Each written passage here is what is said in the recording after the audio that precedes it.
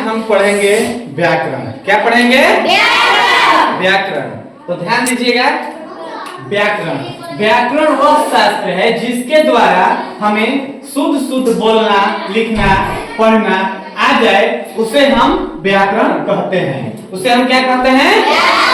समझिए, व्याकरण वह शास्त्र है जिसके द्वारा हम या आप लोग सभी को शुद्ध शुद्ध बोलना। कोई भी व्यक्ति बोलता है कि राम आम खाता है, मोहन पढ़ता है, तो यही समझना है कि शुद्ध शुद्ध बोलना, लिखना, पढ़ना आ जाए, उसे हम व्याकरण कहते हैं। अब याद करेंगे यहीं पे, व्याकरण वह शास्त्र है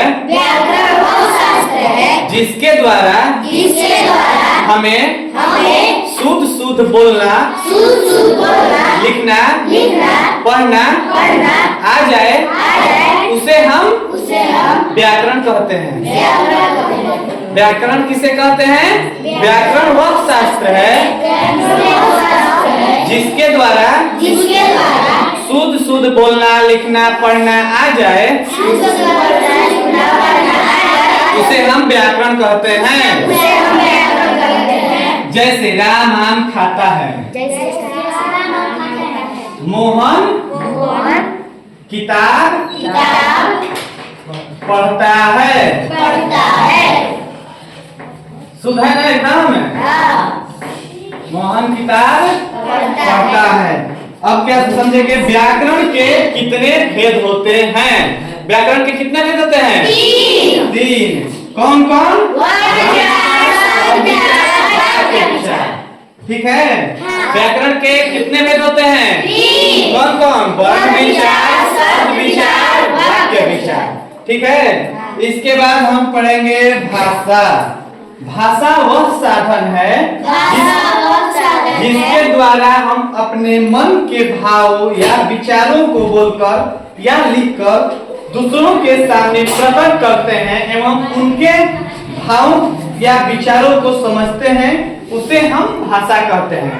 भाषा वह साधन है जिसके द्वारा हम अपने मन के भाव विचारों को बोलकर दूसरों के सामने प्रकट करते हैं। जैसे आप कोई भाषा बोली दूसरों के सामने और आगे वाले व्यक्ति को समझ गए, वो आपके आप मान लीजिए आप अनुष्का से बात कर रहे हैं, ठीक? आप बोले कि अनुष्का खाना खा कर आई हो, बोली ना, तो अनुष्का आपकी बात को समझ गई ना, तो अब इसी को समझकर आप लिख देंगी, तो इसको लिखित भाषा कह देंगे। और मुंह से जो बोली वो मौखिक भाषा। ठीक है। भाषा वह साधन है जिसके द्वारा हम अपने मन के भावों विचारों को बोलकर या लिखकर दूसरों के सामने प्रकट करते हैं और उनके वो जो व्यक्ति बोलते हैं उनके मन के भाव विचारों को समझते हैं, उन्हें हम भाषा कहते हैं। भाषा के कितने भेद होते हैं? तो तीन। एक होता है मौखिक, दूसरा होता है लिखित, तीसरा होता है संकेतिक। मौखिक भाषा, मौखिक भाषा हम किसे कहते हैं? देखिए, जैसे हम मुंह से कोई भी भाषा बोल रहे हैं, जैसे अभी हिंदी भाषा बोल रहे हैं ना, हिंदी भाषा बोल रहे हैं, आपको हम बोल रहे हैं कि आप पढ़ाई कर रहे हैं ना, तो आप मेरे विचार को समझ रहे हैं कि आप हमको बोल रहे हैं, ठीक है? तो ये हो गया मौखिक भाषा। हम बोले वो आपको समझ में भी आना चाहिए, ये नहीं कि नहीं। ठीक है। ये हो गया भाषा का मौखिक रूप। अब लिखित रूप, मान लीजिए हम आपको बोले दो शब्द, आप उसको लिख दिए और लिखकर हमको जवाब दे दिए, क्वेश्चन का जवाब दे दिए, तो उसको हम क्या बोलेंगे? लिखित भाषा। सांकेतिक भाषा क्या होगा? जैसे कि कुछ बोले नहीं लेकिन ऐसे बोले, संकेत दिए आपको, तो आप समझ गए कि हमको हाय बोल रहे हैं या बाय बोल रहे हैं, समझ गए?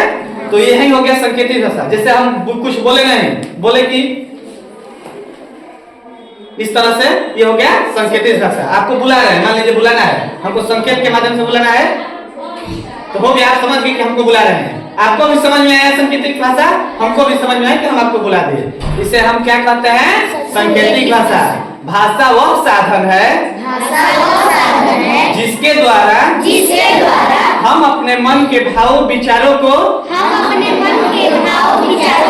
बोलकर या लिखकर या संकेतों के द्वारा प्रकट करते हैं एवं उनके मन के भावों और विचारों को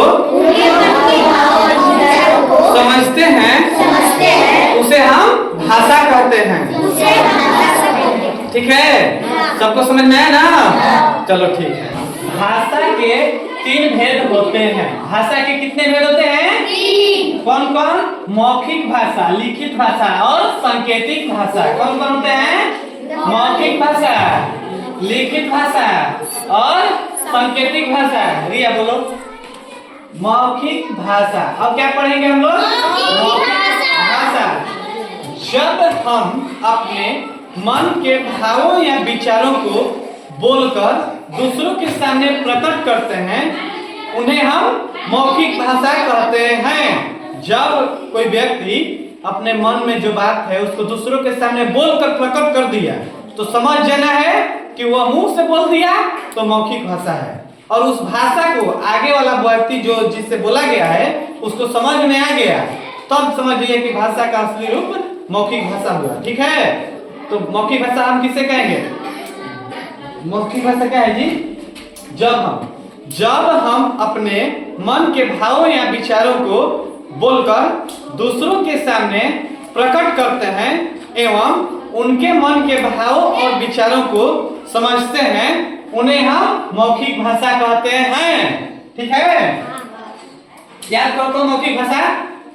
जब हम अपने मन के भावों या विचारों को बोलकर दूसरों के सामने प्रकट करते हैं, उन्हें हम मौखिक भाषा कहते हैं। लिखित भाषा किसे कहते हैं? जब हम अपने मन के भावों या विचारों को लिखकर दूसरों के सामने प्रकट करते हैं एवं उनके भावों या विचारों को समझते हैं, उन्हें हम लिखित भाषा कहते हैं। लिखित भाषा किसे कहते हैं? जब हम अपने भावों या विचारों को लिखकर दूसरों के सामने प्रकट करते हैं एवं उनको हमारी बात समझ में आ जाए।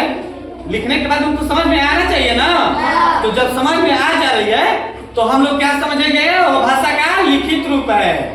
तो भाषा का लिखित रूप सबको समझ में आया? जब हम अपने विचारों को लिखकर दूसरों के सामने प्रकट करते हैं एवं उनके विचारों को लिखित माध्यम से समझ जाते हैं तो उसे हम लिखित भाषा कहते हैं। ठीक है, अब क्या पढ़ेंगे? सांकेतिक भाषा।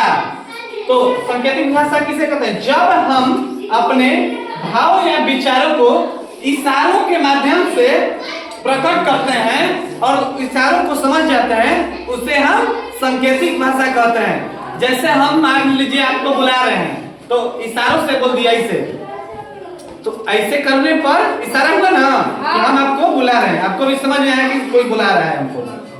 मान लीजिए आपको खाना खाना है तो बोल नहीं रहे हैं, चुपचाप इस तरह से बोल दिए तो सब लोग समझ जाए कि कुछ खाने के लिए मांग रहा है तो कोई दे देगा। तो इसलिए सांकेतिक भाषा को भी समझना जरूरी है, क्योंकि आजकल कोई आर्मी में जाता है तो आर्मी में निशाना लगाया जाता है बंदूक का, और पीछे वाले दोस्त साथी को जो तुम लोग के साथ रहेगा उसको क्या करेंगे? चुपचाप रहना है, एकदम बोलना नहीं, क्योंकि आगे दुश्मन है, बोल दोगे तो भाग लड़ाई हो जाएगा, गोली चल जाएगा तुम पे। तो इशारों से क्या करोगे? इससे कि तुम बैकअप दो, तब इधर से शूट किया जाएगा। तो वो भी घेर लिया, इधर से भी घेर लिया, तो वहां पे सांकेतिक भाषा यूज होता है। इसलिए आप लोग सांकेतिक भाषा पर ज्यादा ध्यान देना है कि कौन सा भाषा कैसे करना है। ठीक है, सबको समझ में आ गया ना? व्याकरण, भाषा और भाषा का रूप। ठीक है।